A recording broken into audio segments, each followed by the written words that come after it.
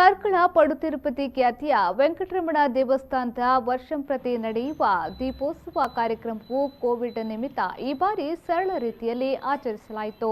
ದೇವರು ಪಲ್ಲಕ್ಕಿಯ ಮೂಲಕ ರಥಬೀದಿಯಿಂದ ಹೊರಟು ಭುವನೇಂದ್ರ ಕಾಲೇಜಿನ ಸಮೀಪದಲ್ಲಿರುವ ವನದಲ್ಲಿ ಕುಳಿತು ಬಳಿಕ ಪ್ರಸಾದ ವಿತರಿಸಲಾಯಿತು. ದೀಪೋತ್ಸವ ಸಂದರ್ಭದಲ್ಲಿ ದೇವಸ್ಥಾನದಿಂದ ಅನಂತ ಶಯನದವರೆಗೆ ರಸ್ತೆ ಬದಿಯಲ್ಲಿ ಗುರ್ಜಿ ಅಳವಡಿಸಲಾಗುತ್ತಿದ್ದು, ಈ ಎಲ್ಲ ಗುರ್ಜಿ ಕಟ್ಟೆಗೆ ದೇವರು ಕುಳಿತು ಸೇವಕರಿಗೆ ಪ್ರಸಾದ ನೀಡುತ್ತಿರುವುದು ವಾಡಿಕೆಯಾಗಿತ್ತು.